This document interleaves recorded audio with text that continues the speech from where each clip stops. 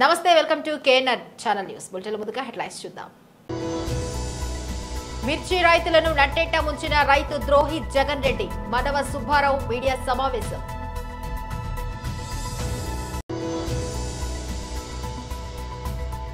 తెలంగాణ భవన్లో మీడియాతో మాట్లాడుతున్న మాజీ మంత్రి ఎమ్మెల్యే శ్రీ హరీష్ రావు. ఎమ్మెల్సీ ఎన్నికల ప్రచారంలో పాల్గొన్న కేంద్ర మంత్రి శ్రీ కిషన్ రెడ్డి.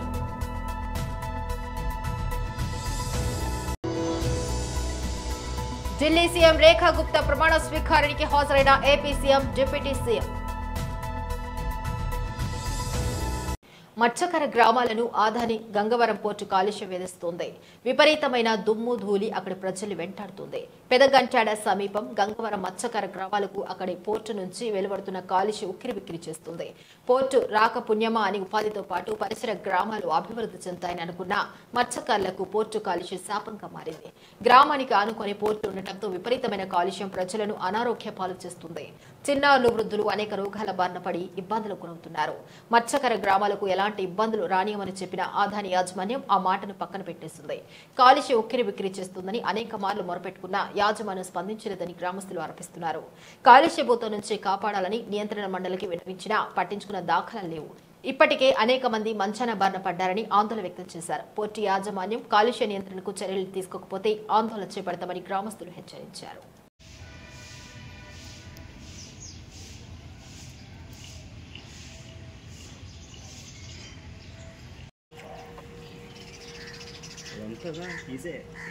తీసాను.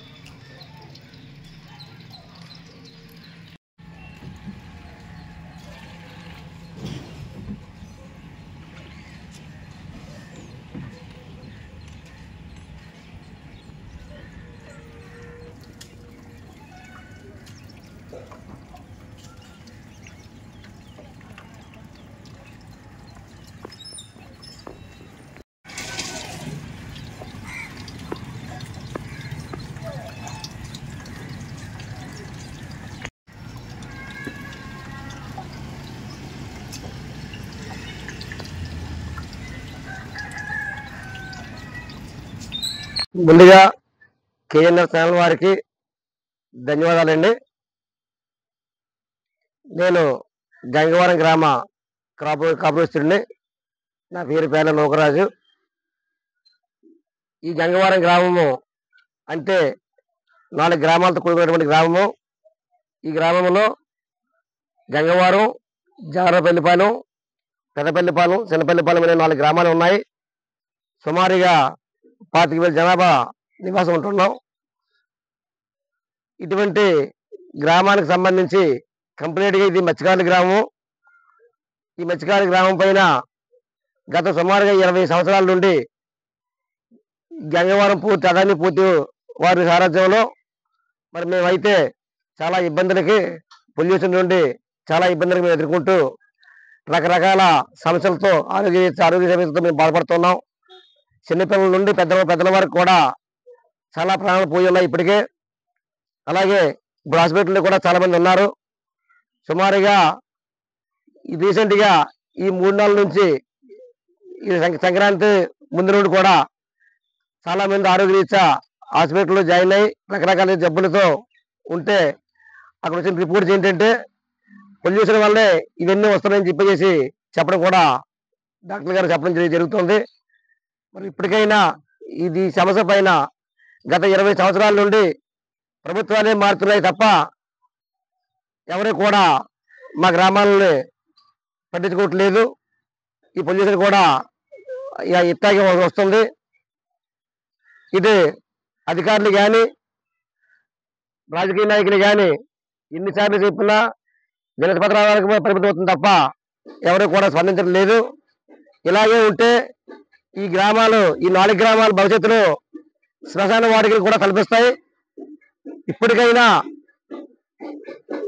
అధికారులు కానీ రాజకీయ నాయకులు కానీ మా 4 గ్రామాల ప్రజల పట్ల స్పందించి తక్షణమే ఈ అదాని గంగవరం పోర్టు పొల్యూషన్ ని అరికట్టి అలాగే మా గ్రామానికి కడిగంట నుంచి గంగవరం వరకు కూడా కనీసం రహదారి ఉందంటే ఆ రహదారిని కూడా కంప్లైంట్ గా వెహికలిస్తూ ఇండస్ట్రీస్ వెహికలిస్తూ పూర్తిగా నడుపుతూ అక్కడ కూడా ప్రాణాలు పోయే పరిస్థితి కూడా ఉంది.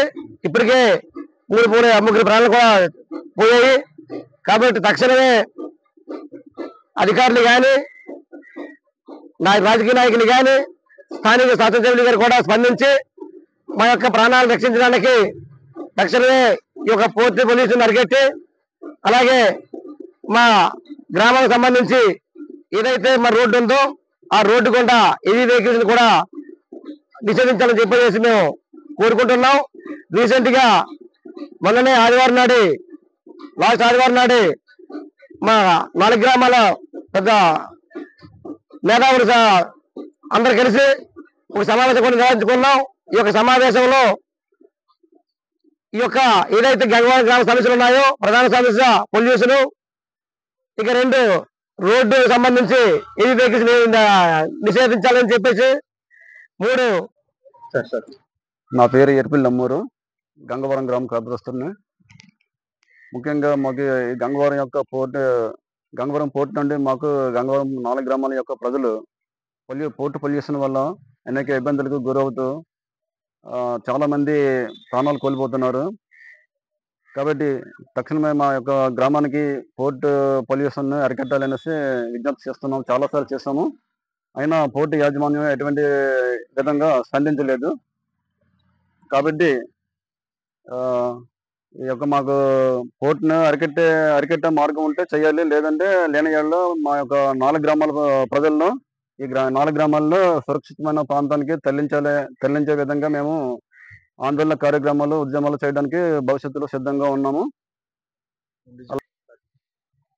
ఈ యొక్క పోర్టు యొక్క పొల్యూషన్ వల్ల ముఖ్యంగా కిడ్నీ వ్యాధులు, ఊపిరితిత్తుల వ్యాధులు, తర్వాత కాలేయ వ్యాధులు, ముఖ్యంగా గర్భిణీ స్త్రీలు అనేక మందికి అనేక రకాలైనటువంటి వ్యాధులు సోకుతున్నాయి. అందువల్ల గర్భిణీ స్త్రీలకు శిశువు కడుపులో ఉంటుండగానే అంగవైకల్యంగా పుట్టే అవకాశాలు ఎక్కువగా కనిపిస్తున్నాయి గంగవరం 4 గ్రామాల్లో. కాబట్టి ఇటువంటి భయంకరమైన ఈ వాతావరణాన్ని అరికట్టాలని కోరుకుంటున్నాము. లేని యెడల మా యొక్క గంగవరం గ్రామాన్ని సురక్షితమైన ప్రాంతానికి తరలించాలనేసి విజ్ఞప్తి చేస్తున్నాను. వైఎస్ఆర్సీపీ నాయకులు ప్రెస్ మీట్ నిర్వహించారు. దాన్ని పూర్తిగా తొలగించి నేను రోజున పూర్తిగా సెక్యూరిటీ ల్యాబ్సెస్ 100% ఒక్క యూనిఫామ్ ఉన్న కానిస్టేబుల్ ఒక్కరు కూడా ఆ చుట్టుపక్కల లేకుండా ఏదైనా అవాంఛనీయ సంఘటనలు జరిగేటట్టుగా వారు ప్రేరేపించేటట్టుగా వారు నేను జరిగిన ప్రయత్నం చూస్తుంటే చాలా అనిపించింది. అందుకని గవర్నర్ గారికి మేము అందరం వచ్చి ఆయన తాలూకా భద్రత మీద ఆందోళన వ్యక్తం చేస్తూ ఇలాంటి సెక్యూరిటీ ల్యాబ్సెస్ ఉన్నాయి, ప్రభుత్వం వాంటెడ్లీ చేయాలని, ఆయన్ని ఇబ్బంది పెట్టాలని, ఆయనకి ఉన్న సందర్భంలో ఆయన రక్షణ కల్పించి ఇలాంటివి మళ్ళీ పునరావృతం కాకుండా చట్టాన్ని చేతిలో తీసుకోకుండా చట్టం దాని పని చేసుకునేటట్లు ఎవరికి ఇవ్వాల్సిన భద్రతను వాళ్ళకి ఇస్తూ కార్యక్రమం చేయాలని గవర్నర్ గారిని మేము ఇప్పుడు మీ అందరం కూడా డెలిగేషన్కి వెళ్ళి ఆయన రిక్వెస్ట్ చేయడం జరిగింది.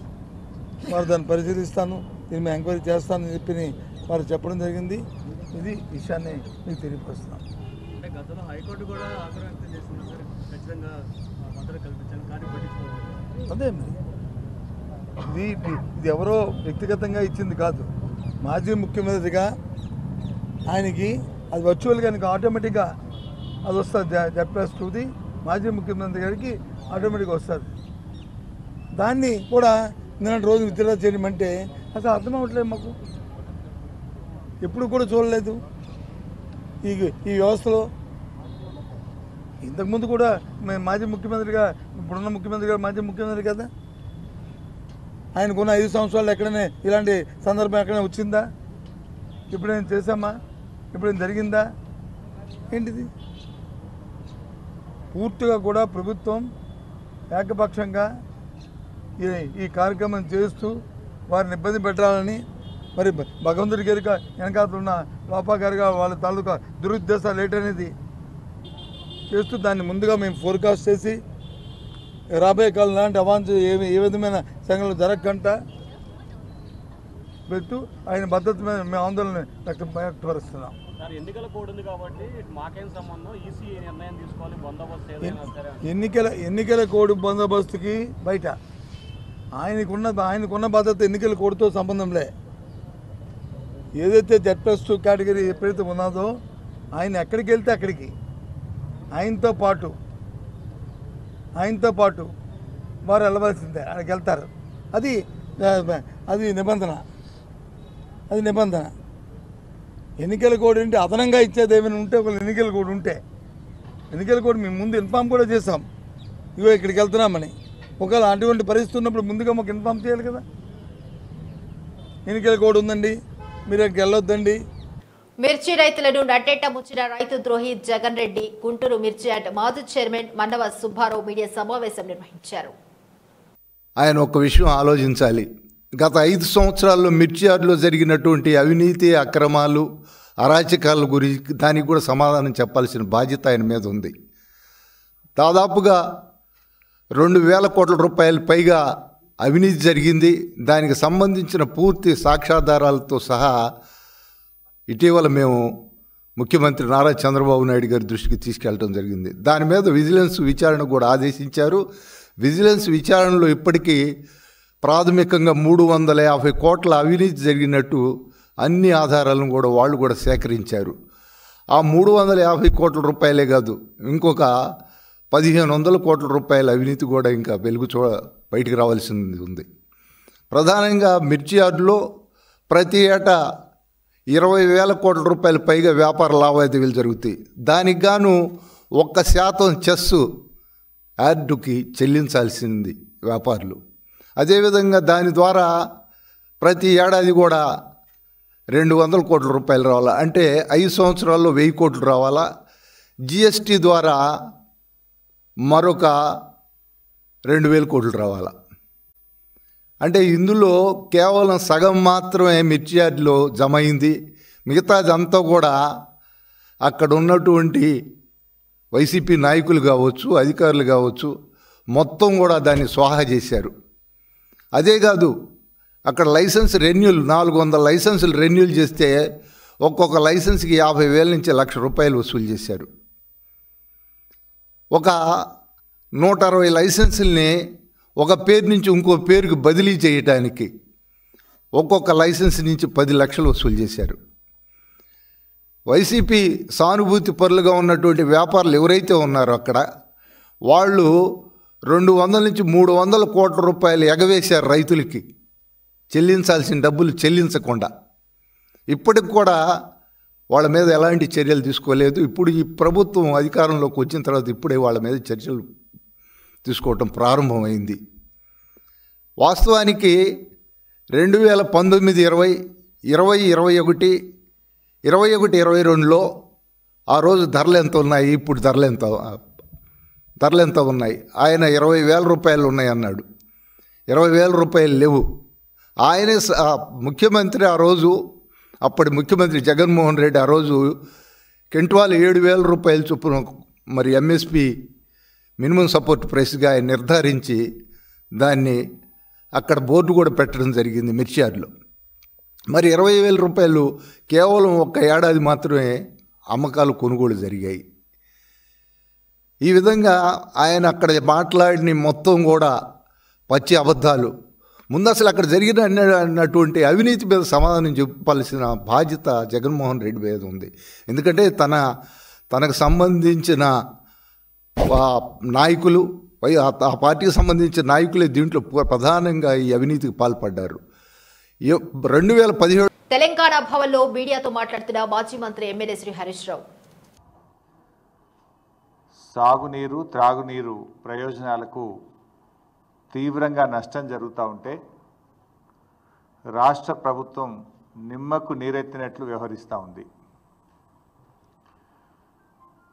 ఈ ప్రభుత్వం యొక్క నిర్లక్ష్యం వల్ల రాష్ట్రంలో లక్షలాది ఎకరాల్లో పంట ఎండిపోయే పరిస్థితి వస్తూ ఉంది. రేపు వేసవిలో త్రాగునీటి అవసరాలకు కూడా తీవ్రమైన ఇబ్బందులు ఎదుర్కొనేటువంటి పరిస్థితి కనబడతా ఉంది. అంటే ఒక సోయిలేని ప్రభుత్వం అధికారంలోకి వస్తే రాష్ట్రానికి ఎంత నష్టం జరుగుతుందో ఇవాళ మన కళ్ళ ముందు స్పష్టంగా కనబడతా ఉంది. రోజు పత్రికల్లో కూడా వార్తలు చూస్తూ ఉన్నాం. సాగర్ కుడి కాలువ నుంచి ఆంధ్రప్రదేశ్ ప్రభుత్వం రోజు 10,000 క్యూసెక్కుల నీళ్లు తరలించకపోతుంటే తెలంగాణ ప్రభుత్వం చేవజచ్చి చేష్టలుడిగి చేతులు కట్టుకొని చూస్తూ ఉన్నారు. నీళ్ల మంత్రి నీళ్ళు నములుతూ ఉన్నాడు. ఒక్క మాటలో చెప్పాలంటే తెలంగాణ భూభాగానికి నీళ్లు మళ్లించిన ప్రభుత్వం బీఆర్ఎస్ ప్రభుత్వం అయితే చేతగాక నీళ్లు నములుతున్న ప్రభుత్వం ఇవాళ కాంగ్రెస్ ప్రభుత్వం. 3 నెలలుగా సాగర్ కుడికాలువ నుంచి రోజు 10,000 క్యూసెక్కులు పోతూ ఉన్నాయి. మరి ముఖ్యమంత్రి గారు, నీటిపారుదల శాఖ మంత్రి గారు బెల్లం కొట్టిన రాయిలాగా చలనం లేకుండా ఎందుకు పడి ఉన్నారు? కృష్ణా జలాల్లో తాత్కాలిక ఒప్పందం ప్రకారం, సరే గతంలో మమ్మల్ని విమర్శించారు, మీరు కూడా మొన్న పోయి అదే ఒప్పందం చేసుకొని వచ్చిండ్రు. తాత్కాలిక ఒప్పందం ప్రకారంగా ఆంధ్రప్రదేశ్ వాటా 512 టీఎంసీలు, కానీ ఇప్పటికే ఆంధ్రప్రదేశ్ 657 టీఎంసీలు తీసుకుపోయింది. 657 టీఎంసీలు తీసుకపోతే మీ నోరు పెగలడం లేదా అని అడుగుతా ఉన్నా. మిమ్మల్ని ఎన్నుకున్నది ఎందుకు? రాష్ట్ర హక్కులను ఆంధ్రప్రదేశ్కు తాకట్టు పట్టడానికి మిమ్మల్ని రాష్ట్ర ప్రజలు ఎన్నుకున్నారా?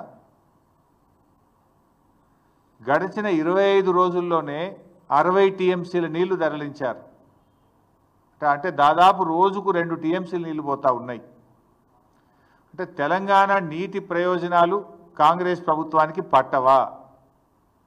ఇలా మీ నిర్లక్ష్యం తెలంగాణ పాలిట పెను శాపం కాబోతా ఉంది. ఇవాళ నాగార్జున సాగర్ను మనం ఆ రోజు అసెంబ్లీలో కూడా తీర్మానం చేసినాం. సిఆర్పిఎఫ్ బలగాలను వెంటనే ఉపసంహరించుకోవాలి, నాగార్జున సాగర్ను తెలంగాణ రాష్ట్ర ప్రభుత్వ ఆధీనంలో తీసుకోవాలని మన శాసనసభలో కూడా తీర్మానం చేశాం. నవంబర్ 30, 2023 నాడు ఏ స్టేటస్ అయితే ఉందో తిరిగి ఆ స్టేటస్లో నాగార్జున సాగర్ ప్రాజెక్టు రెగ్యులేషన్ అంతా తెలంగాణ ప్రభుత్వ ఆధీనంలో తీసుకురావాలని చెప్పి స్పష్టంగా తీర్మానం చేశాం. ఎమ్మెల్సీ ఎన్నికల ప్రచారంలో పాల్గొన్న కేంద్ర మంత్రి శ్రీ కిషన్ రెడ్డి, మన యొక్క ఈ స్థానం నుంచి నల్గొండ, వరంగల్, ఖమ్మం నుంచి అనేక సంవత్సరాలుగా ఉపాధ్యాయుడిగా ఉపాధ్యాయ సంఘాలలో కీలక పాత్ర పోషిస్తూ అనేక ఉద్యమాలలో పాల్గొంటూ తెలంగాణ ఉద్యమంలో కూడా టీచర్స్ జేఏసీలో పనిచేసినటువంటి సర్వోత్తమ రెడ్డి గారిని పార్టీ అభ్యర్థిగా నిలపడం జరిగింది. ఈరోజు తెలంగాణ వ్యాప్తంగా సుమారు 80 అసెంబ్లీ నియోజకవర్గాల్లో ఎన్నికలు జరుగుతూ ఉన్నాయి. హైదరాబాదు, మహబూబ్నగర్ తప్ప మిగతా అన్ని ప్రాంతాలలో ఈ యొక్క ఎమ్మెల్సీ ఎన్నికలు జరుగుతూ ఉన్నాయి. అవి టీచర్స్ కానీ, పట్టాభద్రుల నియోజకవర్గం కానీ. ఇది విద్యావంతులు, మేధావులు, విద్యార్థులు, డిగ్రీ పాస్ అయినటువంటి వాళ్ళు, అదేవిధంగా ఉద్యోగస్తులకు సంబంధించినటువంటి ఎన్నిక ఇది. ఎన్నికల్లో ప్రజలు చాలా పెద్ద ఎత్తున, ముఖ్యంగా ఈ ఓటర్స్ ఎవరైతే ఉన్నారో భారతీయ జనతా పార్టీకి అభ్యర్థులకు అండగా నిలబడతా ఉన్నారు. మాకు పూర్తి విశ్వాసం ఉంది. 3 స్థానాలు కూడా భారతీయ జనతా పార్టీ అభ్యర్థులు విజయం సాధిస్తారు. ఎందుకంటే 2 కారణాలు ప్రధానంగా. ఒకటి, ఇప్పుడున్నటువంటి కాంగ్రెస్ పార్టీ ప్రభుత్వం పట్ల అన్ని వర్గాల ప్రజల్లో తీవ్రమైనటువంటి వ్యతిరేకత వచ్చింది. కాంగ్రెస్ పార్టీ ఇస్తానన్నటువంటి, అమలు చేస్తానన్నటువంటి, ప్రజలకు హామీ ఇచ్చినటువంటి ఏ ఒక్కటి కూడా ఇంతవరకు కాంగ్రెస్ పార్టీ ప్రభుత్వం అమలు చేయలేదు. ప్రజల్లో తీవ్ర వ్యతిరేకత ఉన్నది. రెండవది, ఉపాధ్యాయుల సమస్యలపైన కానీ, నిరుద్యోగ సమస్యలపైన కానీ చిత్తశుద్ధితో భారతీయ జనతా పార్టీ అనేక సంవత్సరాలుగా, గతంలో టీఆర్ఎస్ పార్టీ అధికారంలో ఉన్నా, ఈరోజు కాంగ్రెస్ పార్టీ అధికారంలో ఉన్నా, మేము ఆయా వర్గాలకు అండగా నిలబడుతూ వారి సమస్యలపైన చిత్తశుద్ధితో మేము పోరాటం చేశాము. కాబట్టి ఆయా వర్గాలకు సంబంధించినటువంటి అన్ని వర్గాల విద్యావంతులు, మేధావులు, ఉపాధ్యాయులు, ఉద్యోగస్తులు మాకు అండగా నిలబడుతున్నారు. రెండో అంశము, మిగతా రాజకీయ పార్టీలు కూడా పోటీ చేయడానికి కూడా ఈరోజు వాళ్ళకు ధైర్యం చేయలేదు. టీఆర్ఎస్ పార్టీ కానీ, కాంగ్రెస్ పార్టీ కానీ. ఢిల్లీ ముఖ్యమంత్రిగా రేఖా గుప్తా ప్రమాణ స్వీకారం చేశారు. ఆమె చేత లెఫ్టినెంట్ గవర్నర్ వికే సక్సేనా ప్రమాణం చేయించారు. ఆమెతో పాటు పలువురు మంత్రులుగా ప్రమాణం చేశారు. ఇక ఈ కార్యక్రమానికి ప్రధాని నరేంద్ర మోదీ, కేంద్ర మంత్రి అమిత్ షా, బీజేపీ జాతీయ అధ్యక్షుడు జేపీ నడ్డాతో పాటు ఏపీ నుంచి CM Chandrababu Naidu, deputy CM Pawan Kalyan హాజరయ్యారు. ఈ సందర్భంగా చంద్రబాబు, పవన్ ను ప్రధాని మోదీ ఆప్యాయంగా పలకరించారు. ప్రత్యేకంగా పవన్ గురించి మాట్లాడుతూ నవ్వులు పూయించారు. కాగా ఇటీవల వెలువడిన ఢిల్లీ అసెంబ్లీ ఎన్నికల ఫలితాల్లో కమలం పార్టీ బంపర్ మెజార్టీతో గెలిచిన విషయం తెలిసిందే. మొత్తం 70 అసెంబ్లీ స్థానాలకు గాను బీజేపీ 48 స్థానాలను కైవసం చేసుకోవడం విశేషం. అటు ఆప్ కేవలం 22 సీట్లకే పరిమితమైంది. దీంతో దాదాపు 27 ఏళ్ల తర్వాత ఢిల్లీలో బీజేపీ జెండా పాతింది. అమెరికాలో వరుస విమాన ప్రమాదాలు ఆందోళన కలిగిస్తున్నాయి. గత నెల 31న ల్యాండ్ అవుతున్నటువంటి ఓ విమానాన్ని హెలికాప్టర్ ఢీకొన్న ఘటనలో 67 మంది మృత్యువాత పడ్డ సంగతి తెలిసిందే. తాజాగా అమెరికాలో సింగిల్ ఇంజిన్ తో కూడిన 2 చిన్న విమానాలు ఢీకొన్నాయి. ఈ ఘటనలో 2 మృతి చెందారు. ఈ ప్రమాదం తాలూకా వీడియో ఒకటి నెట్టెట్లో చక్కర కొడుతుంది. ఇక అమెరికాలోని అరిజోనా రాష్ట్రంలో ఈ ప్రమాదం జరిగింది. అమెరికా కాలమాన ప్రకారం బుధవారం ఉదయం రన్వేపై సెస్నా 1725 లాంకర్ 360 MK 11 ఢీకొన్నట్లు అక్కడ అధికారులు తెలిపారు. మృతులకు సంబంధించి పూర్తి వివరాలు తెలియాల్సిందే. అమెరికా కాలమానం ప్రకారం బుధవారం ఉదయం రన్వేపై సెస్నా 1725 లాంకర్ 360 MK 11 ఢీకొన్నట్లు అక్కడి అధికారులు తెలిపారు. మృతులకు సంబంధించి పూర్తి వివరాలు తెలియాల్సి ఉంది. బులెటిన్ ముగించే ముందు హెడ్లైన్స్ మరొకసారి. మిర్చి రైతులను నట్టేట ముంచిన రైతు ద్రోహి జగన్ రెడ్డి, మనవ సుబ్బారావు మీడియా సమావేశం.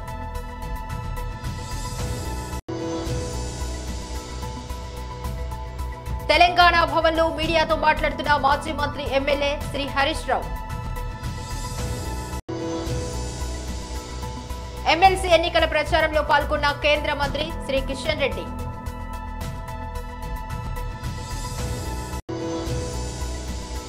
ఢిల్లీ సీఎం రేఖా గుప్తా ప్రమాణ స్వీకారానికి హాజరైన ఏపీ సీఎం, డిప్యూటీ సీఎం. ఇవి బులెటిన్ అప్డేట్స్. మరొక బులెటిన్లో మళ్ళీ కలుసుకుందాం. అంతవరకు సెలవు. నమస్కారం.